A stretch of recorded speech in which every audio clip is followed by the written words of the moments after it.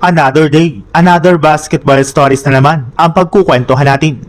At ngayon nga ay pag-uusapan natin ang balitang liyamado nga po agad ang New York Knicks laban sa Cleveland Cavaliers at ang balitang dalawang bagong player na makukuha ng Los Angeles Lakers.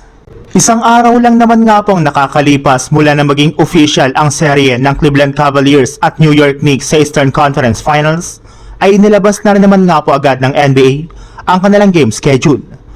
Bali gaganapin nga po ang kanilang Game 1 sa darating na May 20 at ang Game 2 naman ay mangyayari sa May 22. At pareho nga po itong gaganapin sa loob ng home court ng Knicks na Madison Square Garden, kaya malinaw na nga po ng Knicks ang limado sa kanilang magiging bakbakan.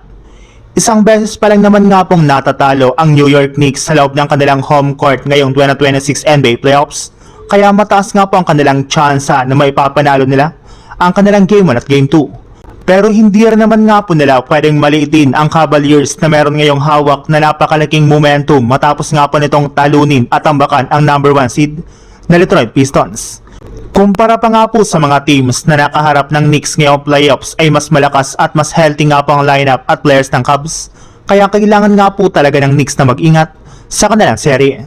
Sa ibang balita naman, kagaya nga po ng napag-usapan natin, isa nga po sa mga player na posibleng tanggalin ng Lakers sa mga susunod na buwan ay ang kanilang center na si DeAndre Ayton na sobrang lamya ng ipinakitang performance kontra sa OKC Thunder. Napakarami rin naman nga pong magagaling na big man na magiging available ngayong season sa trade at free agency market na pwede nga po nilang kunin bilang kapalit nito sa kanilang frontcourt. Pwede na lang naman nga pong gamitin ng Lakers si Ayton para makuha nila ang matagal na nga po nilang target na si Nick Claxton mula sa Brooklyn Nets. Bukod rin nga po kay Nick Claxton, kabilang rin naman nga po sa mga binabantay na lang big man ngayon ay si Dereck Lively II o di kaya si Daniel Gafford mula sa Dallas Mavericks. Inaasahan na rin naman nga po na i-recruit ni Luka Doncic either ang isa sa dalawang ito sa darating na offseason, kaya malaki na nga po talagang chance ng Lakers na makakuha sila ng bagong center sa susunod na season.